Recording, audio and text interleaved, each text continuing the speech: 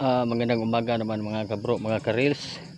Dito naman ako sa video ko, sa vlog ko. Update na naman ako sa transplant na din natin ng talong. Konti na lang ito para matanim natin. Ito na lang ang natira. Ngayon umaga na ito, mag-transplant na ako para matapos na to.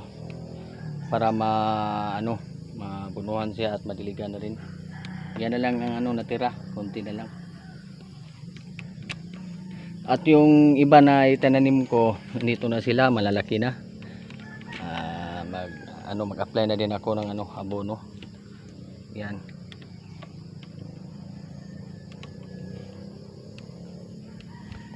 Ito pa.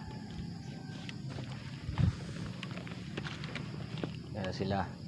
Nasa ilalim po ng puno ng saging na inilagay ko para sa hindi siya gaanong mainit. Tapos pag lumalaki na yung saging,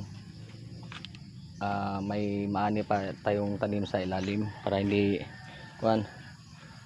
tipid sa espasyo ng lugar. Wala kasing ibang taniman na lugar liit na yung lupa. At ito na ring lemongrass o tanglad, buhay na sila, marami-rami din to. Yan yung mga talong ko.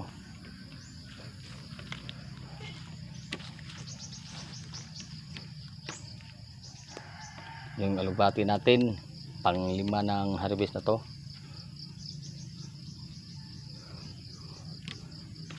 Yung long beans, ito na rin long beans, pang-3 ng harvest natin to. Pang-libreng panggulay na sa konsumo sa mga pamangkin ko at sa amin. At ang iba pwede ring ibenta.